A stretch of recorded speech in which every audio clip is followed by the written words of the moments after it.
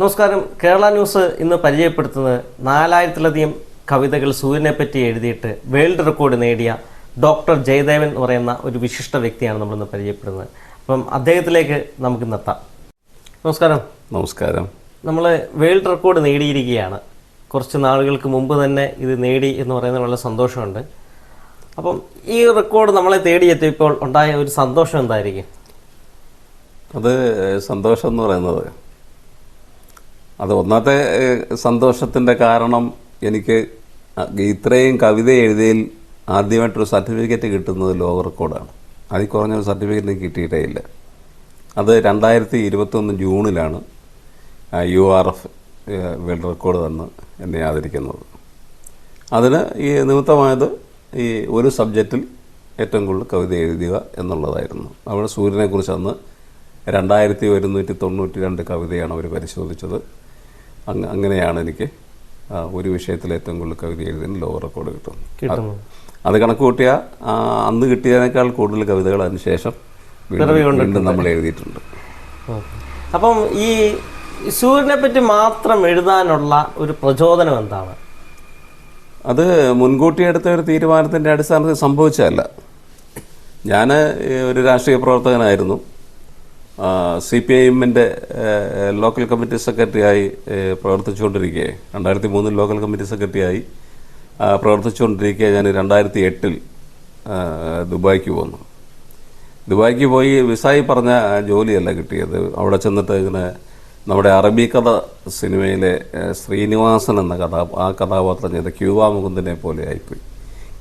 Cuba മുകുന്ദനെ പോലെയാണ് നിങ്ങളെ എന്ന് അത് വേറൊരു ആൾ എന്നോട് പറയുകയാണ്.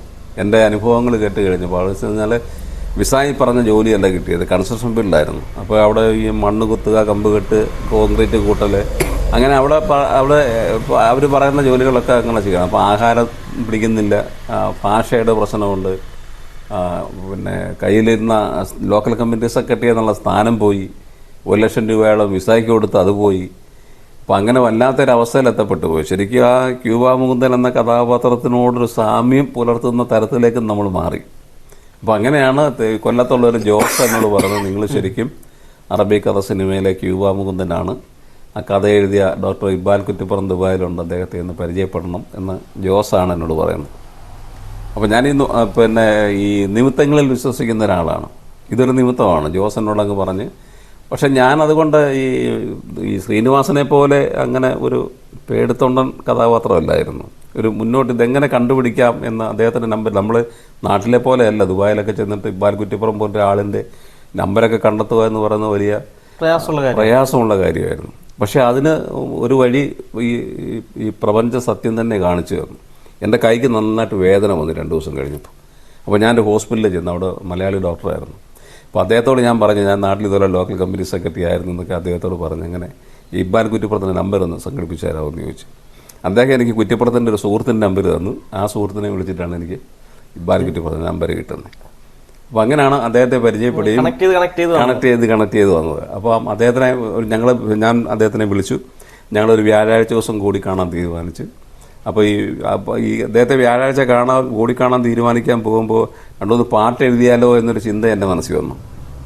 എഴുത്തൻ്റെ ഒരു സ്റ്റാർട്ടിങ് അവിടെയാണ്. അപ്പം എഴുതിയാലോ എന്നുള്ള ചിന്ത മാത്രമല്ല, ഞാനങ്ങ് എഴുതുകയായിരുന്നു. ഞാൻ 3 ദിവസം കൊണ്ട് 4 പാട്ട് എഴുതിക്കൊണ്ടാണ് അദ്ദേഹത്തെ കാണാൻ പോയത്.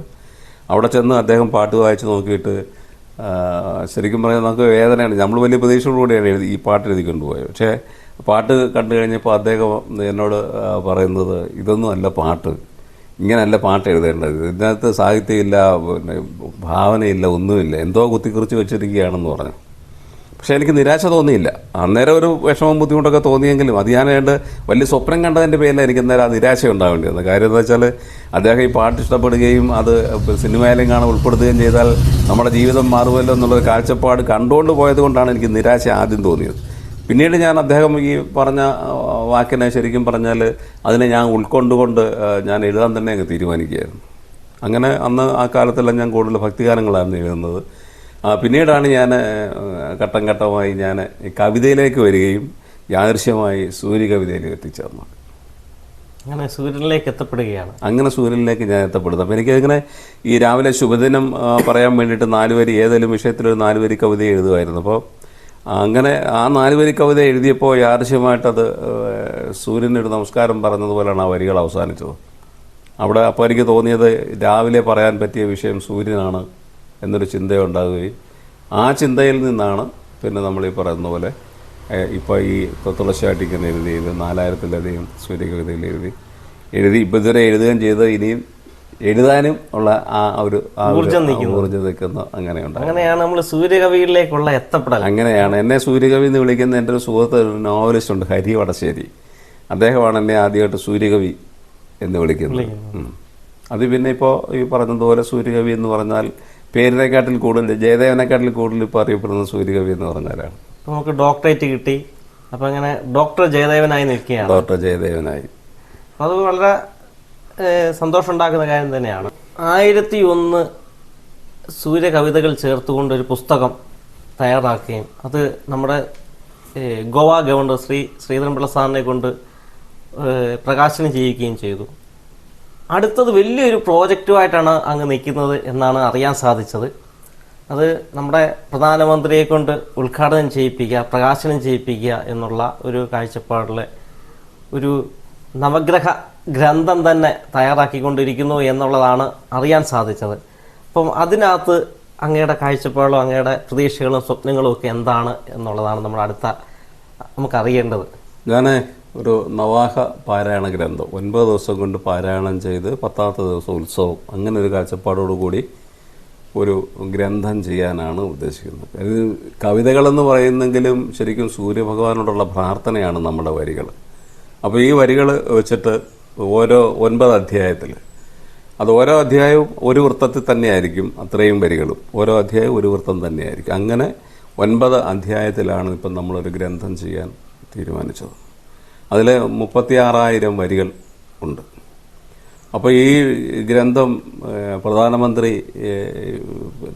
ബഹുമാനപ്പെട്ട നരേന്ദ്രമോദിജിയെ കൊണ്ട് ഡൽഹിയിൽ ഓഫീസിൽ വെച്ചത് അത് പ്രകാശനം ചെയ്യിക്കണമെന്നും അത് തൊട്ടടുത്ത ദിവസം നമ്മൾ ക്ഷേത്രങ്ങളിൽ ഏതെങ്കിലും ഒരു ക്ഷേത്രം തിരഞ്ഞെടുത്ത് ആ ക്ഷേത്രത്തിൽ കേരളത്തിലെ അറിയപ്പെടുന്ന പുരാണ പാരായണക്കാരെ ഇരുത്തി അത് പാരായണം ചെയ്യിക്കണമെന്നാണ് മനസ്സിലെ ആഗ്രഹം.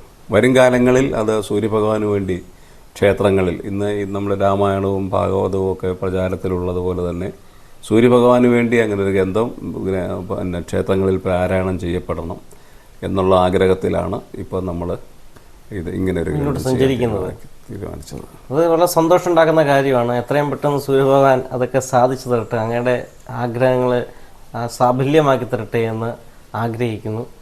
അപ്പോൾ ഇനിയും നമുക്ക് ഈ എഴുത്തിൻ്റെ മേഖലയിൽ വന്നതും കാര്യങ്ങളൊക്കെ ഡോക്ടർ ജയദേവൻ എന്ന സൂര്യകവി, അദ്ദേഹം കേരളത്തിന് അകത്തും പുറത്തുമായിട്ട് ധാരാളം അംഗീകാരങ്ങൾ നേടിയിട്ടുണ്ട്. ഇപ്പം വേൾഡ് റെക്കോർഡ് വരെ നേടിയിരിക്കുകയാണ്. അത്രയും വലിയൊരു കവിയെപ്പറ്റി അല്ലെങ്കിൽ എഴുത്തുകാരനെ നമ്മുടെ സംസ്ഥാന ഗവൺമെൻറ്റിൽ നിന്നോ അല്ലെങ്കിൽ നമ്മുടെ കേന്ദ്ര ഗവൺമെൻറ്റിൽ നിന്നോ അർഹിക്കുന്ന ഒരു അംഗീകാരം തേടിയെത്തിയിട്ടില്ല എന്നുള്ളതാണ് അറിയാൻ സാധിച്ചത്. അപ്പം എത്രയും പെട്ടെന്ന് തന്നെ നമ്മുടെ ഗവൺമെൻറ്റുകൾ അദ്ദേഹത്തെ ആദരിക്കാനും അദ്ദേഹത്തിന് അർഹിക്കുന്ന ഒരു അംഗീകാരം നൽകാനും ആഗ്രഹിക്കുന്നു. കേരള ന്യൂസ് അതിനായിട്ട് ആത്മാർത്ഥമായിട്ട് ആഗ്രഹിക്കുകയും ആശംസിക്കുകയും ചെയ്യുന്നു. അദ്ദേഹത്തെ തേടി എത്രയും പെട്ടെന്ന് തന്നെ സംസ്ഥാന ഗവൺമെൻറ്റിൻ്റെ ആയാലും കേന്ദ്ര ഗവൺമെൻറ് ആയാലും അംഗീകാരങ്ങൾ തേടി എത്തട്ടെ എന്ന്. അപ്പം ഇത്രയും നേരം നമ്മളോടൊപ്പം ചെലവഴിച്ചത് സൂര്യകവി എന്ന് പറയുന്ന ഡോക്ടർ ജയദേവൻ സാറായിരുന്നു. അദ്ദേഹത്തിൻ്റെ എല്ലാവിധ ജീവിത വിജയത്തിനും കേരള ന്യൂസിൻ്റെ ആശംസ അറിയിക്കുകയാണ്. അപ്പം ഇനി ധാരാളം അദ്ദേഹത്തിൽ നിന്നും ഗ്രന്ഥങ്ങളും കവിതകളും ഒക്കെ ഉണ്ടാകട്ടെ എന്ന് അഗാധമായിട്ട് ഞങ്ങൾ ആഗ്രഹിക്കുന്നു. അപ്പം ഇത്രയും സമയം ഞങ്ങൾക്ക് തന്നതിനകത്ത് വളരെ സന്തോഷമുണ്ട്. അപ്പം ധാരാളം അംഗീകാരങ്ങൾ വലുതും ചെറുതുമായിട്ടുള്ളത് തേടി ഓരോ ദിവസവും എത്തട്ടെ എന്ന് ആത്മാർത്ഥമായിട്ട് ആഗ്രഹിക്കുന്നു. അപ്പോൾ കേരള ന്യൂസിൻ്റെ എല്ലാവിധ ആശംസകളും ഹൃദയം നിറഞ്ഞ് താങ്ക് യു.